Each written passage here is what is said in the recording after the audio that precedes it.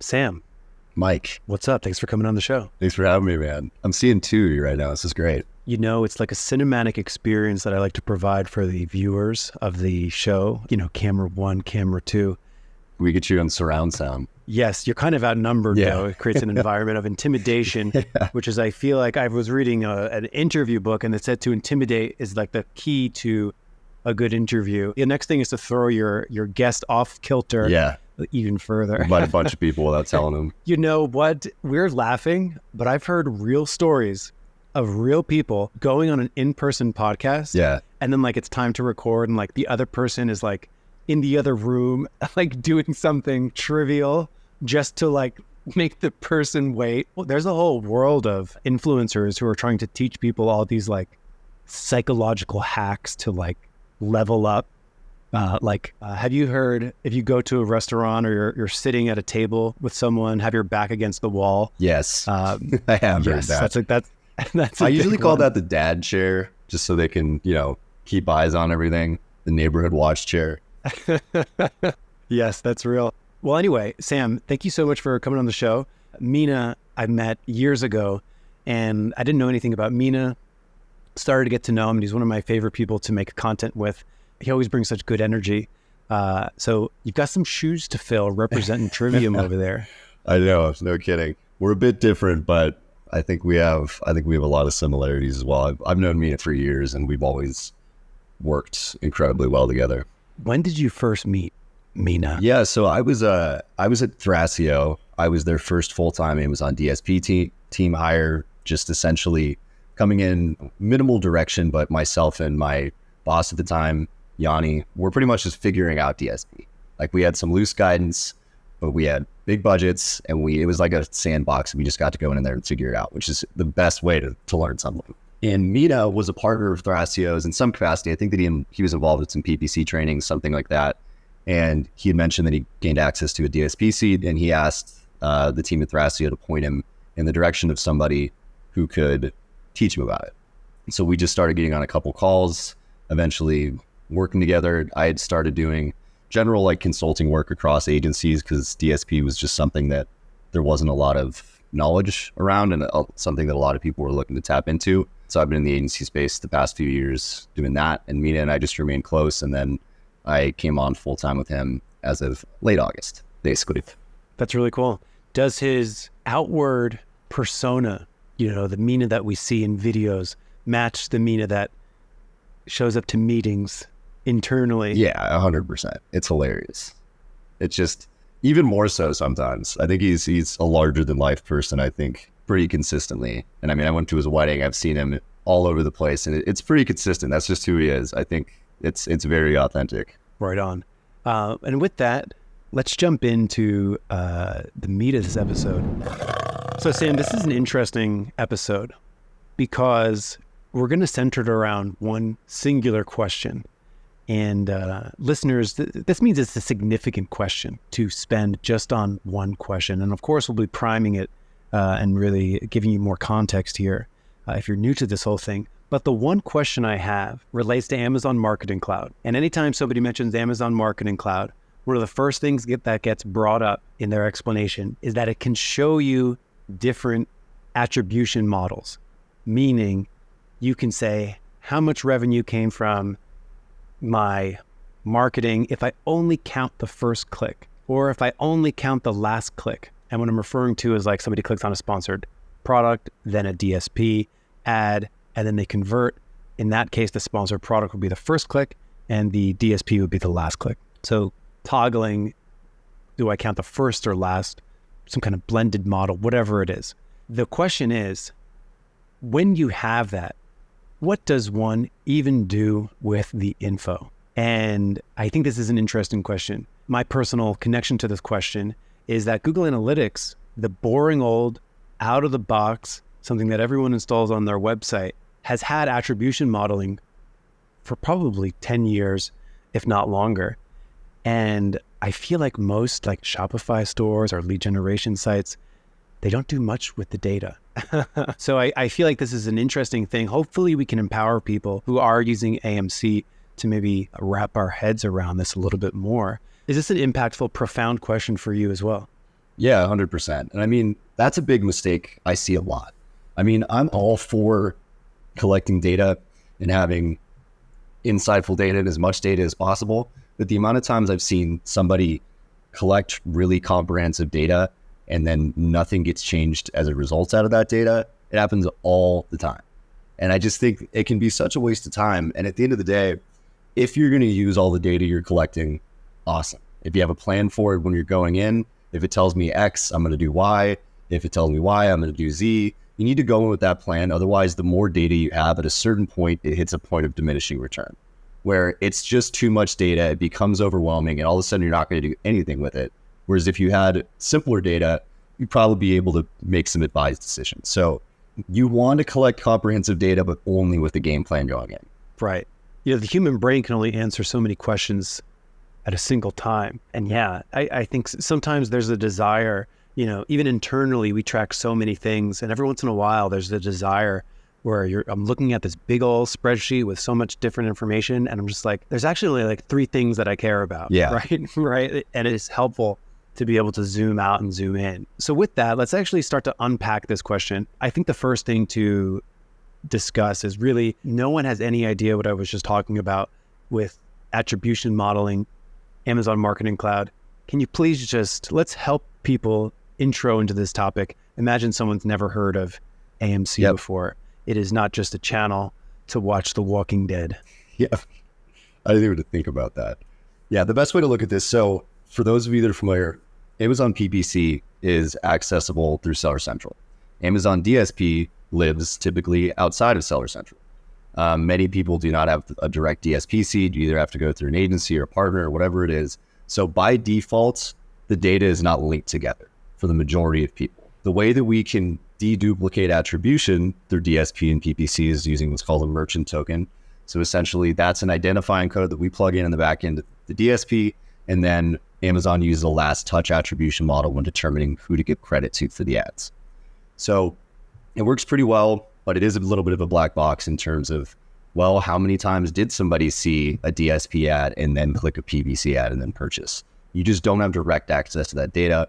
All you can do is, without utilizing AMC, all you can do is just make sure that it's clean, more or less. AMC is essentially Amazon's tool for connecting everything together and aggregating the data in a way that you can kind of splice it however you want. And it combines your PPC, DSP, organic, all your data together, so you have a much more clear interpretation of how many people were served X number of ads, how many assisted conversions did you have, what is our conversion rate based on different types of ad exposure. And if somebody sees all of the different types of ads, do they really have a higher conversion rate than somebody that just saw a sponsored product ad? So it's just a way for brands that are actively tapping in to both advertising tools to get a more comprehensive story of what's really going on in their customer's journey. And there's no front end, meaning there's no charts or graphs to look at inside Amazon Marketing Cloud, meaning, and this is a common thing in the world of software, where it's like, we have so much information, we have so much data, we're not even going to worry about how to display it for people. Yeah, we're just going to keep it somewhere. It's just a bank. Right, yeah. We're just going to keep it somewhere, and then you need to, use a SQL query, which, just for everyone out there, like SQL queries, don't be afraid. That's what ChatGPT is for. Like AI can really easily write SQL queries for you, so that I know that when I've interacted with AMC, I'm using AI, and I'm saying, you tell it what your keys are, you tell it what variables you're trying to parse through, and then it will give you queries for you. So that's another thing to know, that if there's a company out there that's large enough to want to, be spending, $10,000 a month on DSP, you have access to AMC, don't feel like you necessarily need to use a third-party tool or use a developer or something like that. The keys to SQL queries are within you right now, friends. So I think that's an important point to make. Don't be too scared of SQL queries. I myself am not a software engineer by any means, but I know one. Yeah. So Amazon Marketing Cloud is not a thing that you can go to and look at a chart or a graph. Unfortunately, it is just a big old database that it lets you query. And then there's the sandbox. Have you heard or experimented with the sandbox feature? We don't need to go too in depth on that because that part's even confusing to me, how that ties into everything. But No. yeah, it's, yeah. But yeah, the way that I've always accessed it was through a tech partner, just because, you know, in the agency world, we work with various tech partners to do various things, and they really can simplify it for you. As an example, they can get AMC instances made up for a brand using the DSP and PPC advertising labels. And then you can just pull a report, and it helps to really simplify everything if you go that direction. But if you have access to AMC and want to use AI to write SQL queries, I have more power to you. I think you can learn a lot doing that. Someone's really got to enjoy that process. So. Yeah. And of course, part of that is determining the attribution model you want to go with. And in case anybody doesn't know, I mean, attribution is the thing even inside normal Amazon PPC. So for example, attribution comes up in a couple different ways. In just normal straight up sponsored product, sponsored brand, sponsored display, I think a really normal one is just somebody clicks on a sponsored brand ad, and then somebody clicks on a sponsored product ad and then converts. Who gets the sale? You know, what value do you place on that initial sponsored brand click? What value should you place on the last one? This is the theme of what we're discussing here. And if you're like you mentioned, if you're just in sponsored products, you don't really know that this is even happening. Right. Because there's not as if a sale shows up in your sponsored brand and sponsored product campaign. It's important to really understand the consumer journey. And I think that just looking at direct return on ad spend in the platform, it's good for, you know, your most basic new launch levels. But then as you scale spend and get more sophisticated, it's really important to understand the full journey, because just following whatever has the highest return and putting more money behind it is one way to go. But you don't understand that this sponsored brand ad or this DSP ad was triggering a branded search that then clicked a PPC ad, and then that gets the credit. So it's about how much value do you put behind these new introductions if they're clicks and not necessarily a purchase is really important for a holistic marketing strategy. It reminds me of a very normal paid social campaign, which is, of course, you serve a Facebook ad and don't ask for a sale right away. Maybe it's something interesting about your brand, you know, something interesting about the product, and you're not actively going for a sale. And then you serve a retargeting ad to anyone who's engaged with that. So like they watched your video, yeah, you serve them with a product ad. It's like the initial ad goal wasn't to get the conversion. It was to build an interested person, and then you're asking for the order afterwards. You know, when that's self-contained on Facebook ads, you can sort of see that, and you sort of give different value to the first and the second one. Yeah, I think the example that you gave, right? See a DSP ad, leads to a branded search, ends up clicking on something else and buying. Brings up the question that we're asking here is, let's say they first see a DSP ad, and then a branded search happens, and then they click on a branded ad and convert. AMC is a way to measure that this has happened.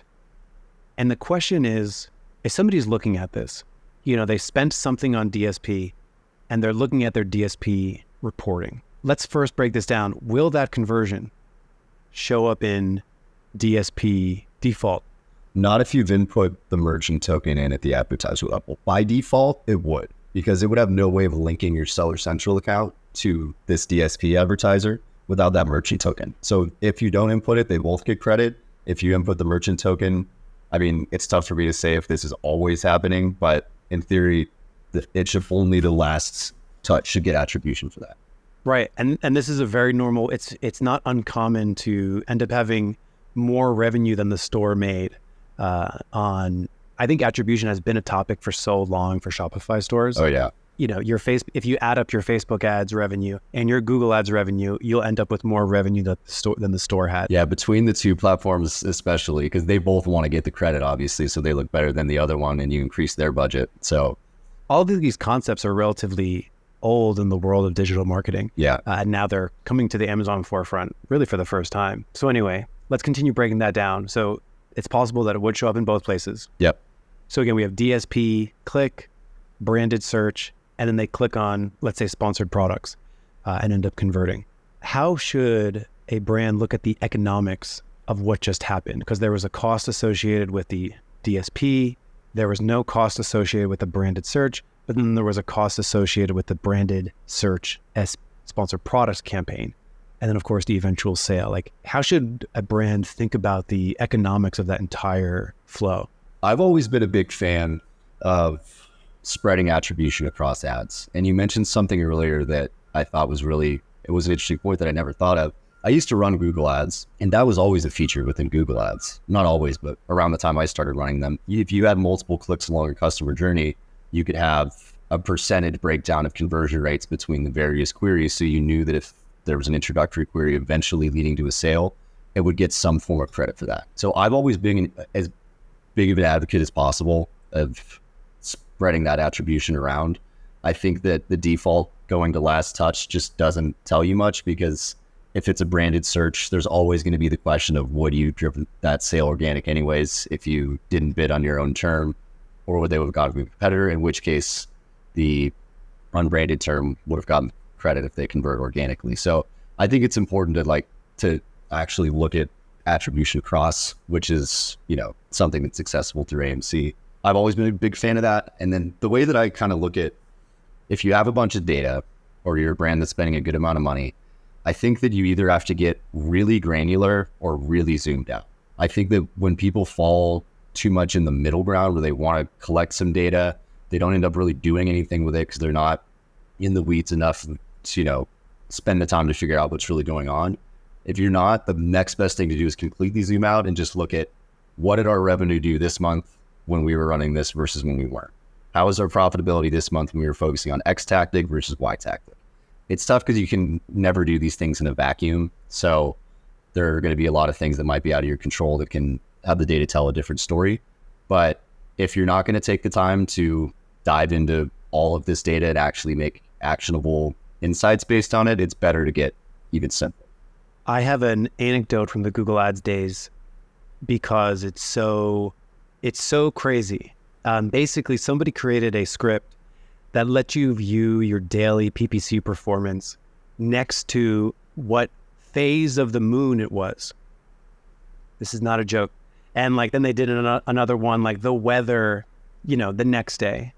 And that's another data point that you could use when making marketing decisions. That's a good point. So it's the thing that the lesson that I sort of take away from that is there needs to be data points that get ignored in your strategy. You need an approach of how to think about these things.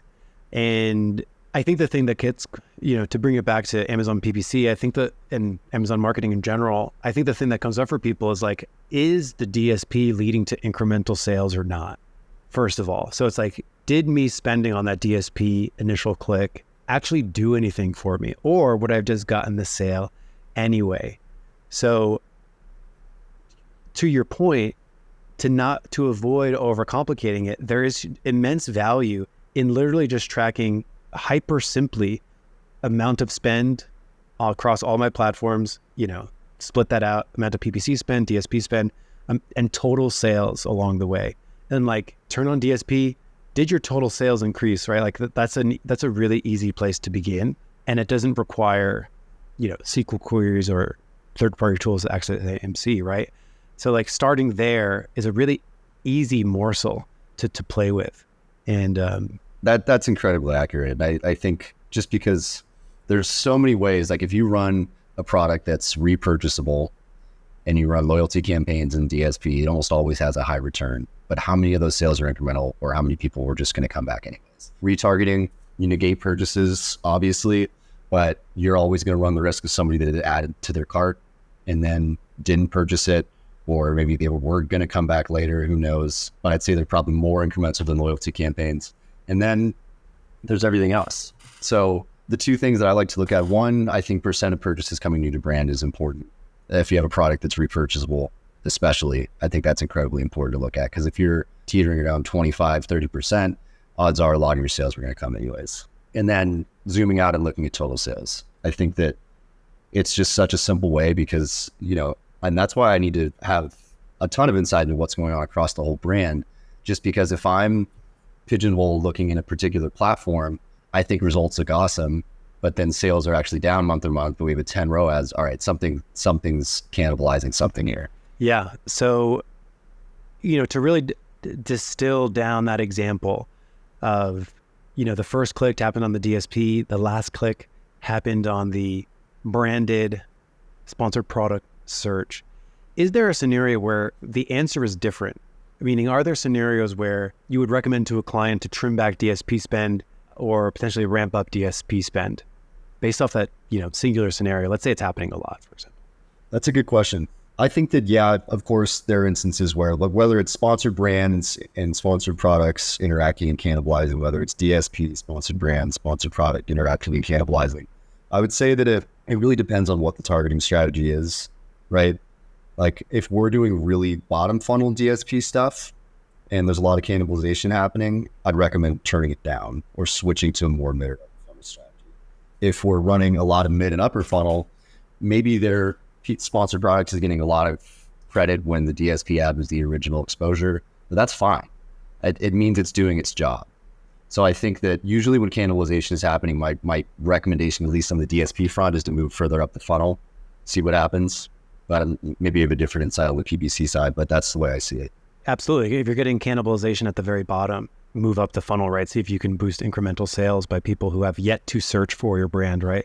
That's amazing. I've seen that work really well. People with heavy brand recognition, they're spending 25, 30% of their budget just on just their brand name. Yeah. Playing around with, do we move further up the funnel? We can reduce some branded spend and potentially have no sales loss, right? So those kinds of experiments I think are really valuable. That's the longest running question in the book that I just never feel like there's this definitive answer to, is how much do we spend on branded search? Just because on one hand, that's why tacos is such an important metric versus just purely looking at ROAS. If you pull down branded spend a bunch, your ROAS is going to go down and your cost is going to go up. That's just the nature of it. That being said, if your total sales don't go down, then your tacos is going to go way down. And that's really what everybody cares about, is how much are we making in our entirety versus how much we're spending. Yeah, I love that question too. My ultimate conclusion on how much to spend on branded is very conditional. Like most things in PPC, depends on the brand. I think brands with hyper brand recognition generally can reduce their brand spend and maintain. Because if someone's searching for them, that's just such a sticky thing for them. If you're searching for Nike, you're probably not going to buy from Adidas at the end of the day. Right. You can't wear your Under Armour shoes with your Nike shorts and shirt. Oh, what are you doing? I now do dad fashion, which I am absolutely clashing my brands. Shout out to everyone else clashing brands out there. So yes, that's a perfect example of an opportunity to reduce some DSP spend, move it elsewhere, potentially further up the funnel. That's an excellent example. That's why I feel like tracking profitability is so important, right? Some really big brands don't care about it. They don't even care about their ad revenue. They just care about getting their budget spent. But for all of us, normal folks, I think that at the end of the day, whatever your business is, the goal is profit, right? The goal isn't necessarily total revenue. That's how you scale, and then you increase your organic rank, and then you can get the profitability later. But it's ultimately still trying to get you eventually to a place of profit. That's the point. If you don't make a profit, then you don't really have a business. So I think if you're not somebody that's a very technical data person, just looking at month over month profit compared to spend is, the way to go. And a good example of that, this might be slightly off topic, but not really, is we had a brand who was spending a good amount of money on PPC and DSP, focusing on their main product. And that main product had a 10% margin or 10 or 15% margin. The return on ad spend was really high, but profitability was really low. Simply by pulling the ad budget away from that and putting it towards the product that had a higher margin, even though the return on ad spend was lower, their profitability skyrocketed just because, a slightly lower ROAS with 5 times the margin, they ended up making a lot more profit. So there are use cases for both. And eventually it was, we had a split strategy going, but I think it's important to, again, just simplify things and look at things like that. Let's see how we're doing on our big question, which is when your data changes based off first or last click attribution, what does one do with that information? And I think we've first helped answer that question, which is look at your overall profit, meaning are you just spending more for sales that you would have gotten anyway? As you increase the spend on a platform, you should be getting incrementally more sales, getting a bigger part of the market, right? And you'll notice that, if you're not doing DSP, you turn DSP on, you spend 10 grand and your sales don't move, But if you look at your DSP alone data, it's like astronomically good. Well, then you can sort of really clearly understand those sales would have come in anyway. That's one thing to sort of, it helps give you cannibalization or potentially overspending alerts. So that's sort of like at its worst. But what about at its best? Can you think of a scenario where you would run these attribution reports, learn something, and decide to spend more? Definitely. I think one big example of that is the assisted conversion metric. And that's just an example of, okay, we see a ton of sales coming from either branded search, branded sponsored products, or even mid-funnel sponsored product queries. We might not see a bunch of sales coming from DSP. We have a relatively upper funnel tactic. We use AMC to look at A, path to purchase, and B, the number of assisted conversions that a brand can have. And even though maybe your return on ad spend isn't exactly where you want it to be on paper, you understand that if you factor in all these assisted conversions, this is why our total sales went up. So it makes sense to increase the budget or invest more into the top funnel. I think that by gaining access to tools like AMC is predominantly what brands find out when they do that is how much value the upper and mid funnel stuff they're doing is actually driving that they don't see on paper. I've always seen that brands that do all the things seem to have a tailwind that brands who don't do all the things don't have. In the sense of, if a brand on Amazon has an awesome TikTok presence, you start running ads for them and you're just like, this is kind of easy. Like what's going on here? And it's just like, oh, like a lot of their market has already heard of them on their TikTok, and like it's hard to capture on a pure Amazon platform. So absolutely right. So that's the good example at its best, where you actually learn that your top of funnel efforts are really paying off downstream with assisted conversions. I've definitely seen a lot of instances where a brand would see that Amazon was at a high return and that their social ads had a lower return. So they'd pull money out of social, put it into Amazon, and they'll actually end up seeing their Amazon sales go down because a lot of people were hearing about them on socials and then they were capturing them through the advertising that they're doing on Amazon. So it's important to think of marketing really holistically in that way. And that at the end of the day, the consumer journey is long and complicated, especially if you have a relatively expensive product. So you either got to really double down, collect the data, know what you have to do with it, or you got to zoom out and just understand that if my profit is going up, it's working. So that's good.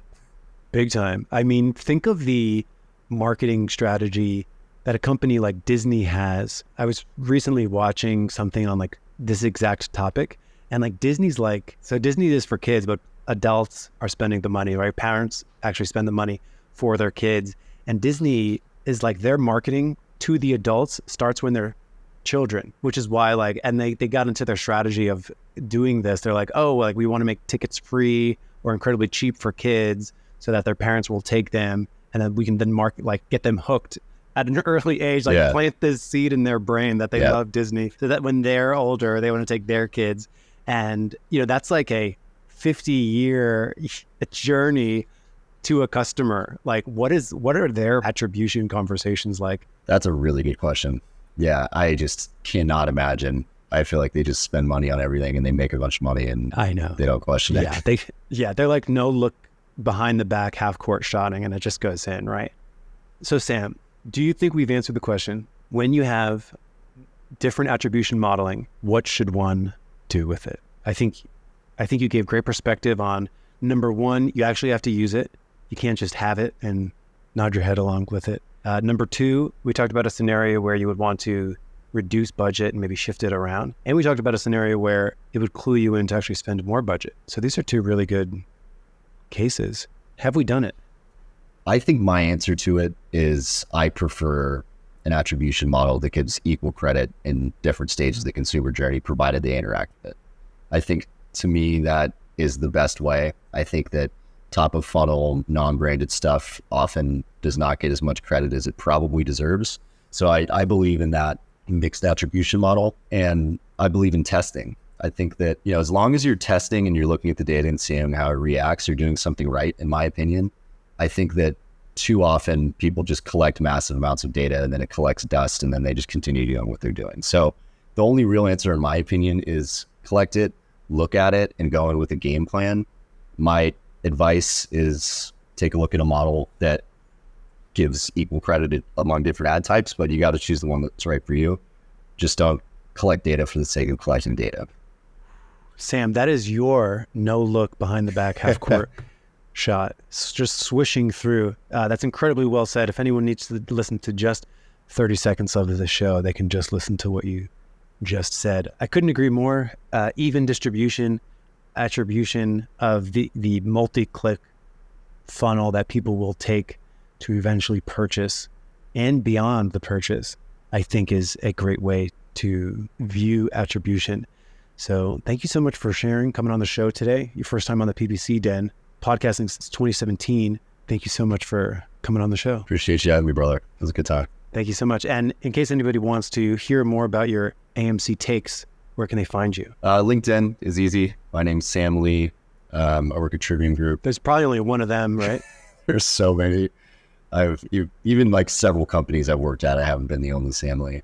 Yeah, but you should be able to find me on LinkedIn. If you go to Tribune's page or go to Mia's page, I'll be pretty accessible. Right on. And I think you said you're in Long Beach? Yeah.